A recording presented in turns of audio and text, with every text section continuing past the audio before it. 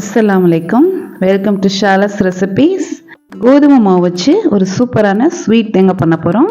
கோதுமை மாவு வச்சும் இவ்வளோ டேஸ்ட்டாக பண்ண முடியுமா அப்படிங்கிறத நீங்கள் செஞ்சு பாருங்கள். அவ்வளோ டேஸ்ட்டாக இருக்கும். வாங்க எப்படி செய்யலான்னு பார்க்கலாம்.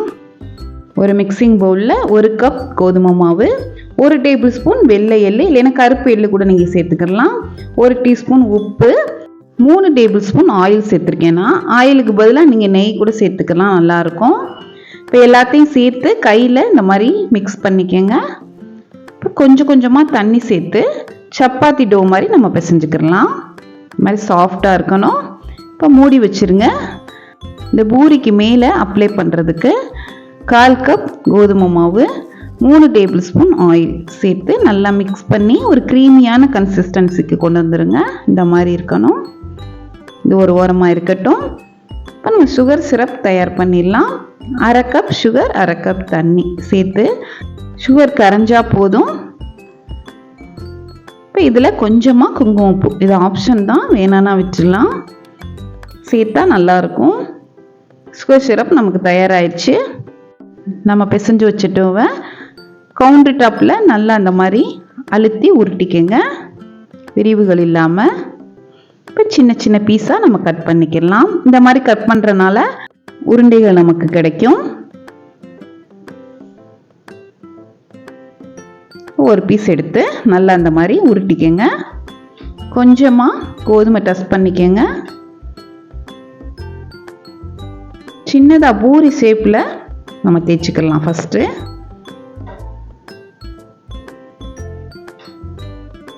இந்த மாதிரி இருக்கணும். இதுக்கு மேலே நம்ம மிக்ஸ் பண்ணி வச்சுருக்க கோதுமையும் ஆயிலையும் அப்ளை பண்ணிக்கலாம்.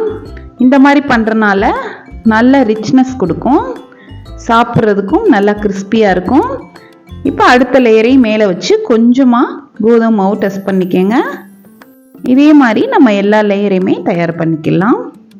இந்த ஸ்டெப் செய்கிறனால நமக்கு அதிகமான லேயர் கிடைக்கும். இந்த ஸ்வீட் வந்து எல்லாருமே சாப்பிட்லாங்க.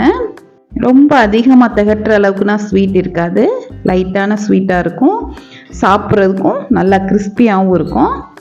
எந்த அளவுக்கு நல்லா அகலமாக தேய்க்க முடியுமோ அந்த அளவுக்கு தேய்ச்சிக்கோங்க. தேய்ச்சி இந்த மாதிரி ரோல் பண்ணிடலாம்.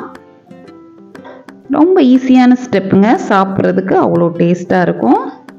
இப்போ வீட்டில் ஸ்வீட் எதுவுமே இல்லைன்னு வச்சுக்கோங்களேன், இந்த மாதிரி குயிக்காக செஞ்சு நம்ம சாப்பிட்றலாம். அவ்வளோ டேஸ்ட்டாக இருக்கும். இப்போ சின்ன சின்ன பீஸாக நம்ம கட் பண்ணிக்கலாம். இந்த அளவு இருந்தால் கரெக்டாக இருக்கும்.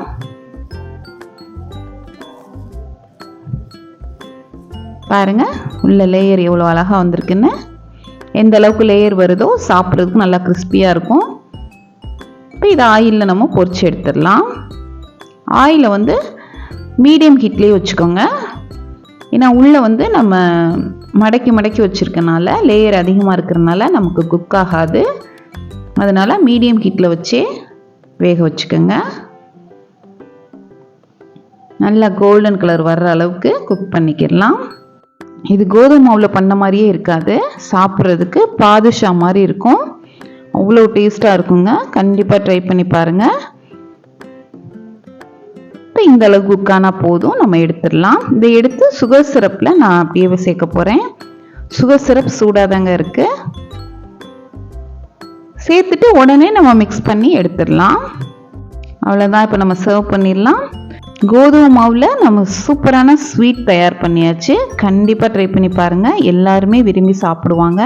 இந்த ஸ்வீட் எப்படி இருக்கும்னா மேலே கிறிஸ்பியாகவும் உள்ள சூயாகவும் இருக்கும். சுகர் சிரப்பில் அதிக நேரம் ஊற வைக்கணும்னு அவசியம் இல்லை, உடனே நம்ம மிக்ஸ் பண்ணி எடுத்துடலாம். மேலே கொஞ்சமாக நட்ஸ், இது ஆப்ஷன் தான், வேண்டானா விட்டுடலாம். நான் பார்க்குறதுக்கு அழகாக இருக்கணுங்கிறதுக்காக சேர்த்துருக்கேன். கண்டிப்பாக நீங்களும் ட்ரை பண்ணி பாருங்கள். உங்கள் வீட்டில் உள்ளவங்களுக்கும் கண்டிப்பாக செஞ்சு கொடுங்க, எல்லாத்துக்குமே ரொம்ப பிடிக்கும். பிகைனர்ஸ் கூட ஈஸியாக அந்த ரெசிபி ட்ரை பண்ணலாம், அவ்வளோ டேஸ்ட்டாக இருக்கும். இந்த ரெசிபி உங்களுக்கு பிடிச்சிருந்துச்சுன்னா லைக் பண்ணுங்கள், ஷேர் பண்ணுங்கள், சப்ஸ்கிரைப் பண்ணுங்கள். இன்ஷா அல்லாஹ் நெக்ஸ்ட் வீடியோவில் பார்ப்போம். தேங்க்ஸ் ஃபார் வாட்சிங். பாய்.